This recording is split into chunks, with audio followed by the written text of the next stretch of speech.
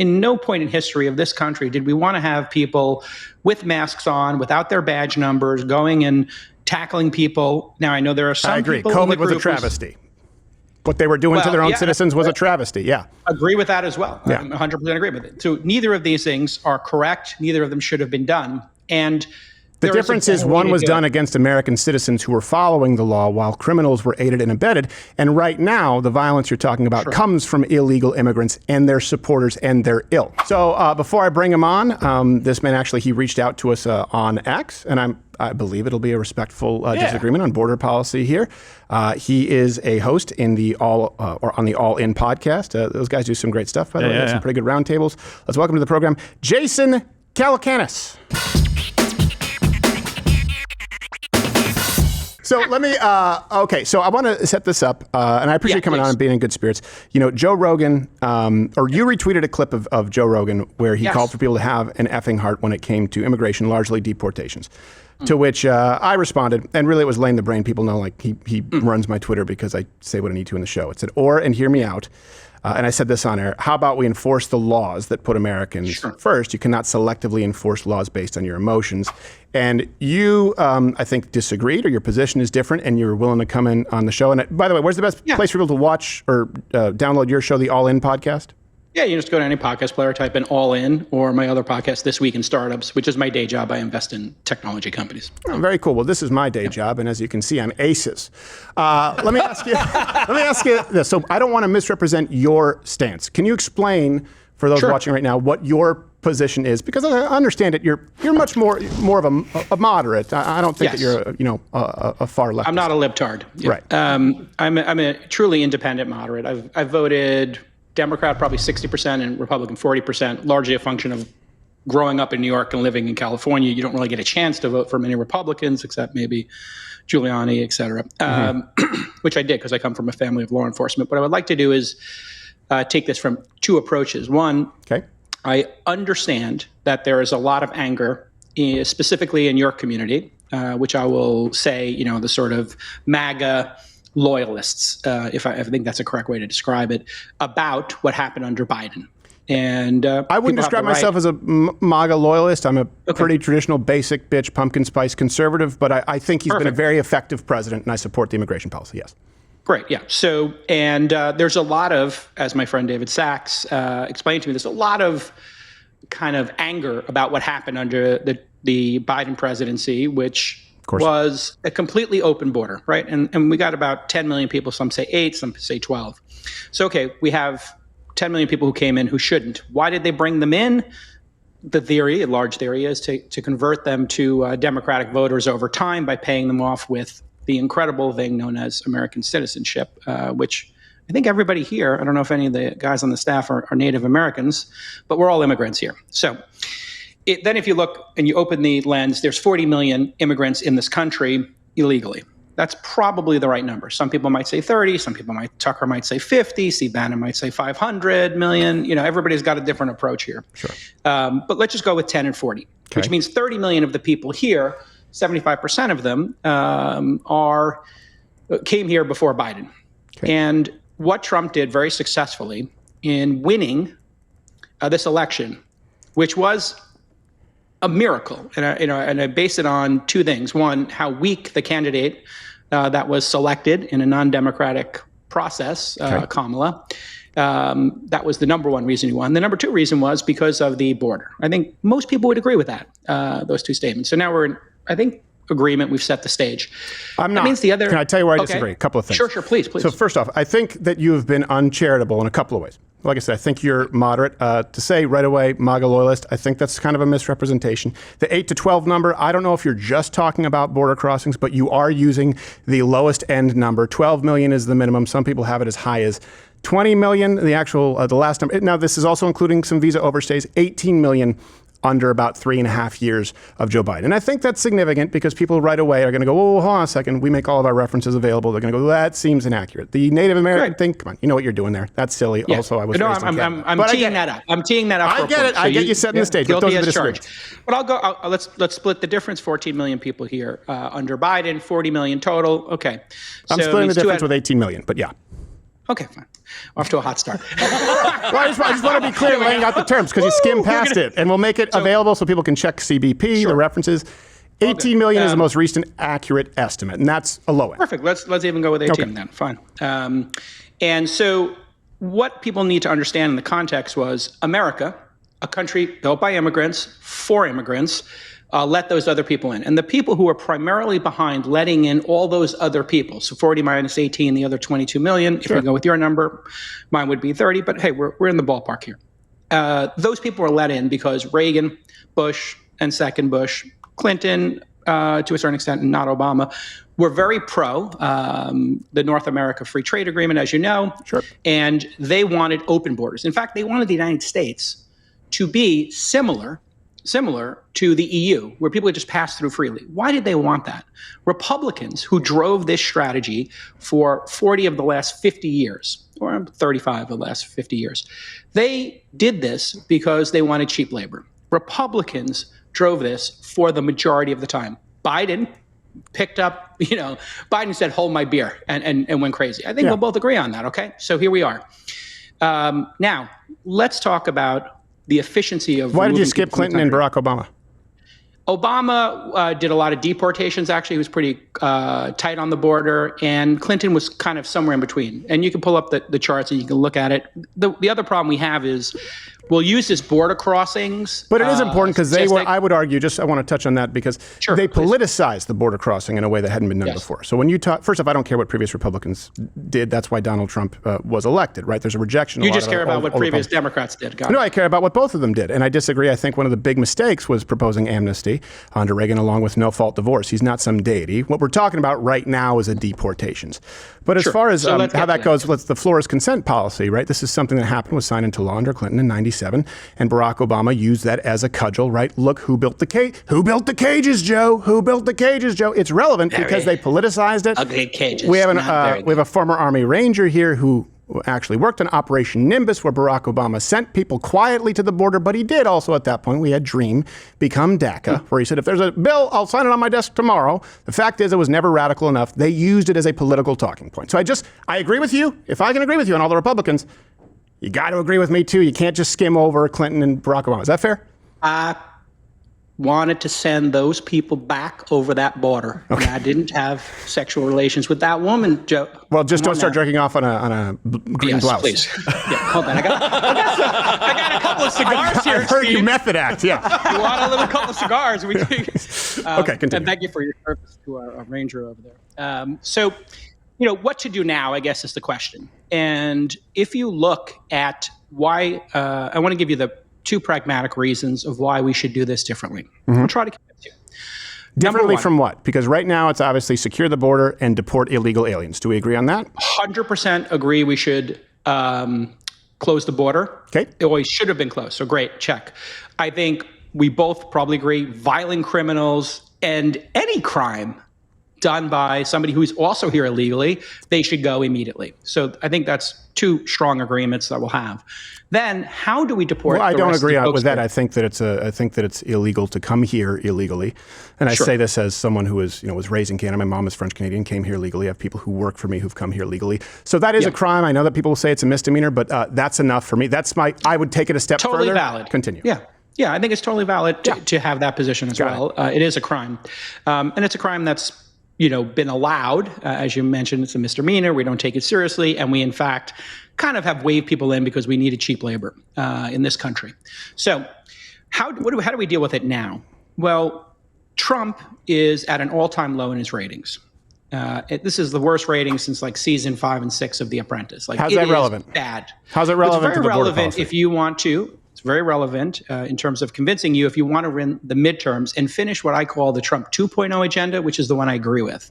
Close the border, lower taxes, fair trade, less regulation, and a smaller government with DOGE. I agree with that platform. That's why I supported Trump in this last election. That's also, and freedom of speech and no censorship. So if you put that collection of issues, I'll call Trump 2.0, when he brought in a bunch of Democrats, classic New York Democrats, to build out this administration. That's a big part of why he won, is because he was able to convert fiscally conservative, socially liberal Democrats like Trump. That's exactly what Trump is. He's a lifelong Democrat who is incredibly certainly the most socially liberal Republican we've had in recent memory. Yeah. Yeah. So he brought all those Democrats in to win for actual Christian conservatives like you. And I also am a Christian. And so in order to win those, he got that base, and then he added something. We're going to lose the midterms because Trump has Stephen Miller and Pam Bondi out here doing things that are highly, highly unpopular with those moderates. Those moderates are what won him the election. Okay, so please tell me, because this is important, because you throw it all under Donald Trump's approval rating. And we know, for example, I use this as an example. Sure. Phelps won Olympic medals in spite of eating McDonald's every day, right? It didn't help him. So we can't attribute it to McDonald's. Donald Trump, his approval, and there's some debate about that, about his approval ratings right now, but I know that they're not ideal. It may be in spite of the fact that deporting illegal aliens has been consistently and overwhelmingly popular. In other words, someone could make the argument that that's what's keeping him afloat. When you look at the most recent Harvard-Harris poll, deport all immigrants over 54%. The last poll that we had that would be accurate showed that a majority of Hispanic Americans, a huge block of them, support deporting all illegal aliens. So you're not going to, you can't say that he's unpopular because of deportations. That would be a pretty big leap to make. So violence in chaos is the thing that the moderates, who I represent, as you know, which is why you have me on the show, I speak for them, they don't like it. And so I sent you a chart. I think I would encourage you, instead of cherry picking specific polls, to just look at The Economist and... careful with the language. Again, I didn't cherry pick. I picked the most recent one. You could use CBS and you could use the most accurate ones, and we'll list them all publicly. I'm not cherry picking anything. Okay. It is an overwhelmingly popular policy, just to be clear. And I don't think that what determines what is morally right is popularity, but it is. We do have to be clear about that. When we talk about violence, we'll have to define that, because I agree, Antifa and Black Lives Matter are a huge problem. Yeah, we can get to that. The horseshoe, the tips of the horseshoe. We'll get to that in a minute. We'll touch tips. Yeah, we can touch tips, not a problem. It's not gay. It's not gay. Don't look me in the eyes. It's fine. It's a little gay. I mean, we can cross streams. We'll talk off air. Okay. I have to say, there's a lot of gay shenanigans. I was listening to the warm-up to this. Because we're children, yes, but go on. Yes, absolutely. But I do, because we'll need to go to Rumble Premium. Guys. No, it's fine, right? God loves us all. Doesn't make you bad guys. Red and yellow, black and white. But I will say this, we do have to go to Rumble Premium pretty soon, so I'd like you to kind of wrap up your premise so we can go to a back and forth. Very quick. Look at the aggregate poll data. There are people who pull this together, like Economist, Silver Bulletin. They'll pull together all of the things. And what you'll see is, I gave you a little chart here. As you watch Trump's net approval rating, people who approve minus people who disapprove, it's plummeted. It plummeted the first time at Liberation Day when he did the tariffs. Obviously, he went too far. He pulled back. I don't like the term taco because I think it's insulting to the president, but he did adjust. Then you had the protests in LA that got violent. He dipped again, not releasing the Epstein files, which I know you want to see them released, like everybody else. That also caused him to plummet. And now these Chicago ICE raids are having him go down. So on a practical basis, for the people listening here who are, staunch conservatives or part of the MAGA movement or even part of the Proud Boys, losing the midterms is going to be disastrous for Trump. What? You say you're a moderate, but come on, man, throw in, or maybe part of the Proud Boys. Like this is I'm doing seven different kinds of misleading. It's not a good faith, the kind of smoke that you're throwing there. Well, no, people watching our Proud Boys. The 1%. I just went down like conservatives, all right. And then down to MAGA, and then you would say the tip there, and then on the other side it's Democrats, woke Democrats, and then Antifa. Well, so just even in the difference is Donald Trump was elected with a mandate of the masses, specifically on two issues: immigration and, of course, the economy, because it was disastrous. And so when you say that, I didn't see you include, because you don't need to go to Proud Boys, radical Democrats, which would be Joe Biden, which would be Kamala Harris, which would be Elizabeth Warren, right? People who believe that it's evil to not allow your child to transition. Like, I think they're more radical than the Proud Boys, to be clear. So you're doing it on one side. I'm with you on the horseshoe theory. I actually totally agree on it. But it's not a horseshoe. That's the entire mainstream Democrat. I'm comparing Donald Trump to the candidates on the left. I would say there were a lot of the moderates who now support Trump probably voted for, and almost certainly, in my experience, voted for Obama and Clinton. Let's put it aside for a second. Okay. So my first argument to you is it's critical to not have Trump become a lame duck president. You got to win the midterms. You're going to lose them right now because of what I perceive as people don't like chaos and people don't like the violent nature of the deportations. And then rapid fire, the other thing I'd like to appeal to you on is there is a better way. In no point in history of this country did we want to have people with masks on, without their badge numbers, going and tackling people. Now, I know there are some people. I agree. People COVID was a travesty. What they were doing to their own citizens was a travesty. Yeah. Agree with that as well. Yeah. I 100% agree with it. So neither of these things are correct. Neither of them should have been done. And the difference is one was done against American citizens who were following the law while criminals were aided and abetted. And right now, the violence you're talking about comes from illegal immigrants and their supporters and their ilk. So I don't have a problem with someone wearing a riot helmet to deport someone who has no business being here. I do have a problem with someone wearing a mask during the summer of love, shooting paintballs at American citizens. But that's where I'm an extremist. What I would say is also, be careful in terms of giving too much power to the federal government, because when President AOC's in and she's coming around with a mask on and then picking up people because you said a homophobic joke or that she perceives it, or a trans joke, and then she comes and, knocks on your door like they're doing in the UK and says, oh, I need you to come downtown with me because we have to have a conversation. Or like they did here. Like they did here in the States with the Department of Misinformation and us being demonetized, us being shadow banned. Yep. Yeah, and the I was in all of them. You were in all of them. I know. I was with Elon during the transition at Twitter when we uncovered all the stuff. So I'm going to make a financial one for you. Okay. If the violence is going to cause you to lose the midterms. I just want to be clear. Your first argument is the popularity argument, that it's unpopular about optics. The second one is a financial one. I'm going to do both of these because I think these are the ones that I can get through to you on. I know I'm not going to win any of the legal arguments. And I know people are tweeting, this is what I voted for. This is what I voted for. I can't get through you on that. So I'm not going to even try. You're allowed to have that opinion. Hey, people came in illegally, deport every single one of them. Along with the majority of Americans, even up till this minute. Yes, go ahead. But I think I can win you on these two. Okay. One, you're going to lose the midterms, and then you're going to lose all power, and we're going to spiral back into Trump being impeached and chaos for the last 2 years of his presidency. Mm-hmm. Second thing I hope I can appeal to you on is there's a better way. Okay. You can just go. I don't know if you saw the 79-year-old who got tackled, and he's suing the government for $50 million. He owned. And all this is breaking news, so there'll be back and forths on the details. I'm willing to bet there'll be a lot of fourth, but yes. Exactly. And so, he claims he had well-documented employees, and he wound up, getting tackled by these guys. They came in like, it's the raid of Osama bin Laden's compound in Pakistan. And so it would be much easier to go to that person and just say, can we see the papers of everybody? They run off. You say, okay, who ran off? And you give a $10,000 fine for each person. Then the next week you come back and you give two. The only reason these people are here is to make it better lives, putting aside criminals. And that's, whatever percentage you want to believe it is. Sure. But the majority of them are here, as we all know, like our parents who came before us. I don't know how many generations you are, but I'm 8th generation Irish here in the country. Oh, gross. Sorry about that. I don't know. You're Italian or something? No, I'm French Canadian. We're worse than the Irish or Italians. French Canadian. Yeah. I am American, and then the worst part is I was born in Detroit, the worst part of the country. So believe me, you're gross, I'm grosser. I get it. Yeah, no, there's rungs to this. Yeah. Oh my God, French Canadian. Jeez. Yeah. So here's what we need to understand. We're spending $30 billion on ICE. We'll get 300,000 or 400,000 people out in the first year.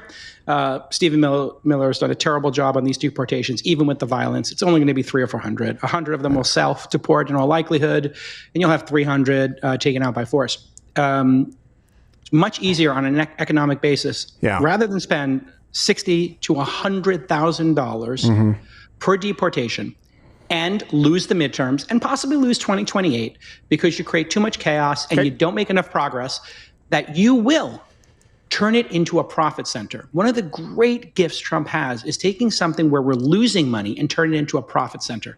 You give these fines. The people who are coming here for jobs. Yeah. They will leave because they will not have jobs. Okay. On the employment thing, we are in the lowest unemployment of your lifetime, 4.5% or less for the last couple of years. We actually need workers, but better to have them documented, better to have them come through a clean process, we all agree. So by doing these fines, instead of burning $30 billion a year for 4 years and burning $120 billion, losing the midterms, probably going to lose 2028, putting all that wind in the face of the Trump 2.0 agenda, you can actually stop the violence, stop the lawsuits, and win over and not lose the moderates who got you here. That's my pitch. I hear it. Tell me if I'm crazy. Well, let me address it. I think it's a good pitch. I think some pretty flawed premises there. So, I'm not like you said. There'll be a back and forth with this recent one. This man suing for $50 million, right? Sure. I get that. You sort of try and set the stage that ICE is violent, but the truth is, the examples that we have, for crying out loud, you're talking about the media fomenting violence, right? Remember Abrego Garcia, the Maryland man? Turns out MS-13. Turns out this guy was a serial criminal. Just recently, we had this with the ICE raids. The journalist was Debbie Brockman. She said that she was arrested for reporting. The reality was that she threw an object at an ICE vehicle. We had another one, was Rafi Ola, whatever her name was. You guys remember the Van Nuys car wash owner was arrested, we were told, even though he was a citizen. The reality is that there were 5 illegals there. They were arrested, and the raid was impeding officers. I've heard your numbers where you talk about the economic one. And just I won't take nearly as much time, where you say that it costs $100,000 per violent deportation. Just kind of like using the number 8 million to 12 million. You always tend to pick the low end. It's a UPenn study, and by the way, these UPenn studies give a range of 30,000 to 109,000. So you're taking the high end, where even if they average it out, they say 70,000. But if we go to the DHS, we go to CDS. I think I said 60 to 100. Okay. So it's pretty similar. So the real number, they have it 30 to 109. The real number, according to DHS, according to other reporting, is $17,000 to $20,000. So let's just deal with that and go, okay, you said I was cherry picking. You're cherry picking those numbers. And I will say this, I understand where you're talking about the midterms and you're talking about optics, but we have to also account for the fact that this is yet again goalpost moving. And what do I mean by that? You have young people who've lived through this, right? You address previous Republicans while not really addressing Democrats. We look at this and we go, okay, illegal aliens are costing American taxpayers anywhere from $150 billion to $450 billion per year. Conservative estimate is $150 billion. I remember because I did a build a wall, changed my mind in 2018, and that number was $116 billion. But in dealing with this, let's go through the timeline. Building a wall was racist. It was opposed. They didn't want to build a wall. Leftists said we're going to create sanctuary cities. They were opposing the literal deportation of illegal aliens in our federal prisons who had committed violent crimes. They opposed that. They opposed President Trump when he offered in his first term a DACA 3-year extension. Then they have policy that leads to 18 million, you say 12 million in about 3 years. And now the left, who had wide open borders, who created sanctuary cities, who said, we're not going to deport violent felons. It was never about dreamers. It was never about anchor babies. They didn't want to deport violent felons in our prison system. Say, but now, hold on a second. We all agree on a sensible border policy, right? Well, they didn't. And now they say, well, we all just want to deport violent criminals, right? But they didn't. And now it's just, but how about just a path to citizenship? And this is the final argument that I'll make. We can go through the economics of it. We can go through the optics of it. I think that Donald Trump would be far worse off if he didn't deliver on the promises, especially the promises that, by the way, were the reason for him being propelled into office on immigration and on the economy. But it is morally imperative that we create a culture of deterrence. And what do I mean by that? I get it where people say, hey, even though we don't want to deport violent felons, and even though we create sanctuary cities, and even though legal immigrants have to live in this personal hell that we've created in blue cities across this country, there are still people, my God, who are here and just want to seek out a better life. But even if we are as charitable as possible, that is what allows, encourages, and abets more slaves on earth than ever in recorded history. A huge amount of sex slaves, 300,000 under Joe Biden's tenure, 13,000 of whom have been recovered. And I don't know if you had the opportunity to. I would highly encourage you to do so. Tom Homan was on this show, and I asked him about this exactly. Where I said, look, what about people who are just seeking a better life? $50,000 first appearance? There we go. So put it in the Canva I said, how do you address people who say, hey, look, these people are just seeking a better life, and we should only be deporting, for the first time, Democrats agreeing with it, violent felons?